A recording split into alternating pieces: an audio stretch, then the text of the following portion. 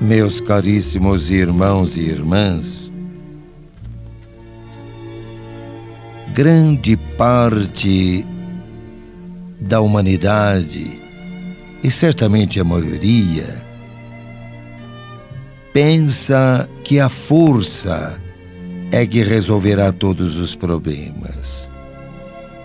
As nações, por isso, inventam armas poderosíssimas, procuram fabricar artefatos tremendamente destruidores, multiplicam seus recursos bélicos.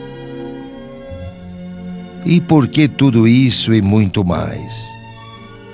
Porque têm confiança só na força e esperam que pela força consigam resolver todos os problemas.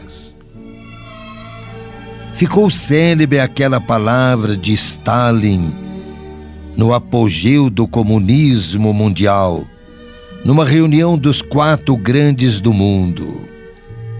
Reuniam-se para decidir o mundo depois da guerra. Queriam convidar o Papa para tomar parte na reunião. Mas o chefe do comunismo foi contra e perguntou com zombaria: quantos exércitos tem o Papa? O Papa, representante de Deus, não tem exércitos, porque não crê na força das armas.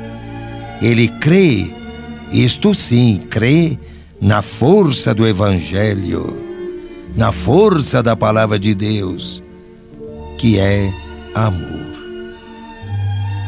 O chefe do comunismo queria dizer: quem não tem a força das armas não pode falar ao mundo. Isso é, sobretudo, ignorar a história. O comunismo passou. A igreja já entra pelo 3º milênio. Começa o 3º milênio, 2000 anos já se passaram. O cristianismo existe desde que Jesus pregou o Evangelho e fundou a sua doutrina, o seu ensinamento na força irresistível do amor. A força de Deus é a verdade.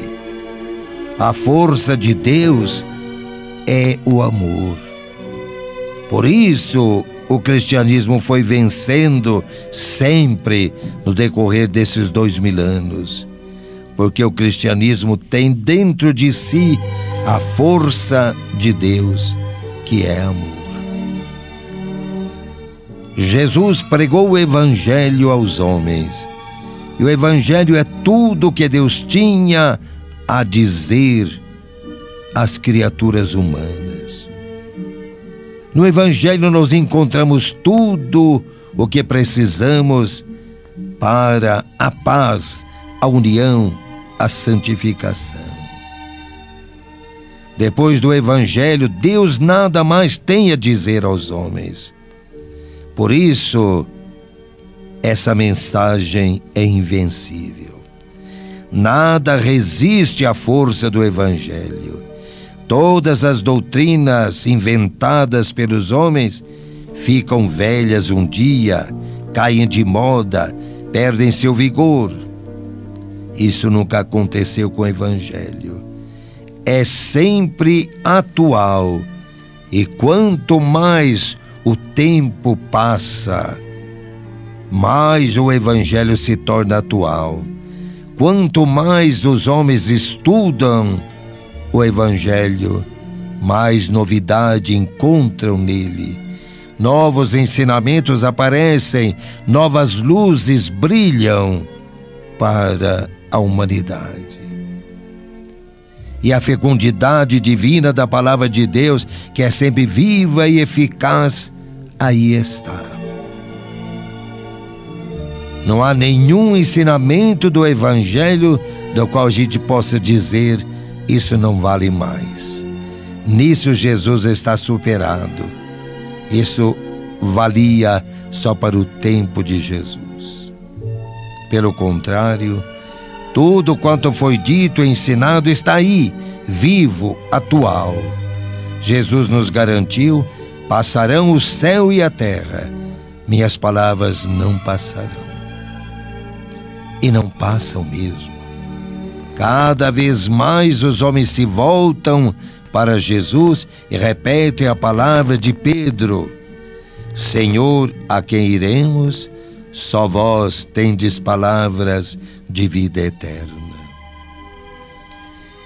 E o Evangelho, que é sempre vivo e atual, é a única força capaz de levar os homens a viverem, a se respeitarem e se amarem como irmãos.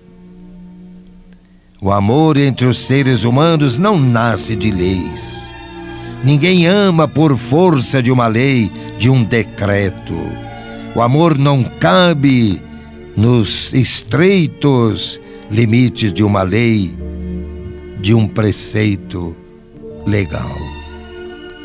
Por isso os homens não conseguem levar os homens a viverem como irmãos. Quem conseguiu isso até hoje foi só o Evangelho.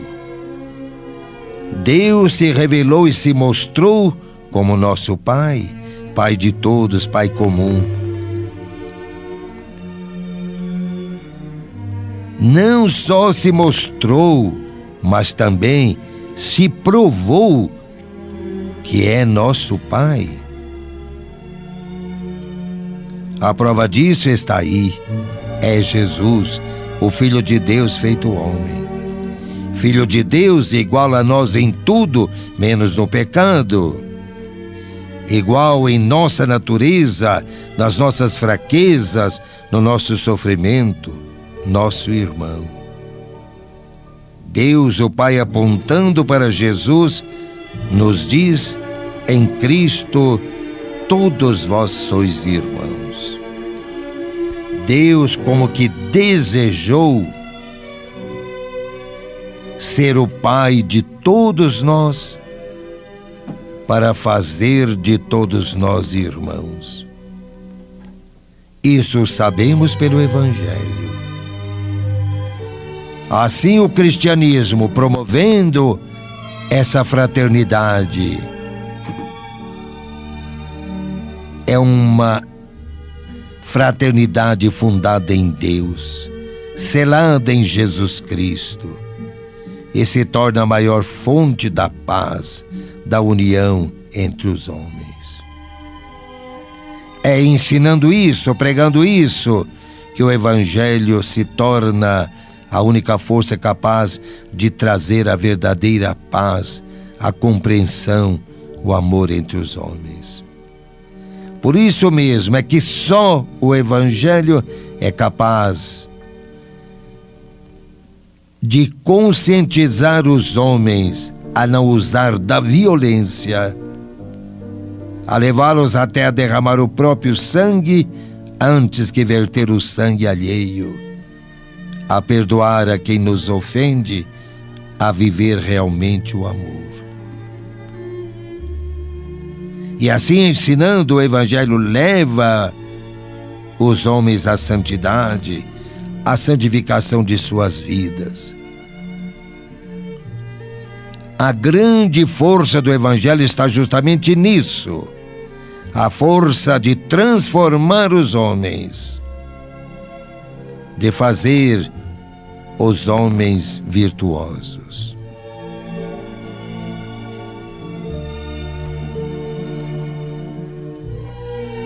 fazer os homens honestos numa primeira etapa, e mesmo santos. Ser santo é estar unido a Deus. Ser santo é procurar em tudo a vontade de Deus.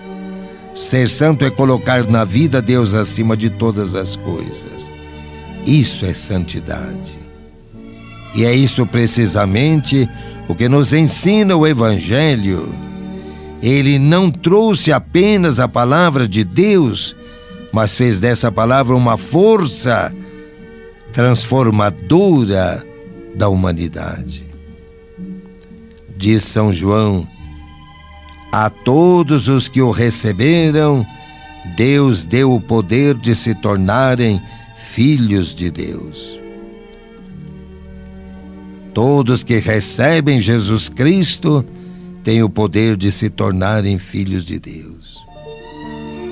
Ninguém adere a Jesus sem aceitar e viver a palavra do próprio Jesus. Jesus proclamou no Evangelho: esta é a vida eterna, que te conheço a ti, ó Pai, e aquele a quem enviaste. Mas esse conhecimento do enviado do Pai, conhecimento de Jesus, nós o temos através do Evangelho. Que força poderosa o cristianismo encontra na palavra de Deus. Ensinando os homens a palavra de Deus, leva os homens a agir. O Evangelho não só forma a inteligência, mas muito mais ainda, disciplina a vontade, move a vontade.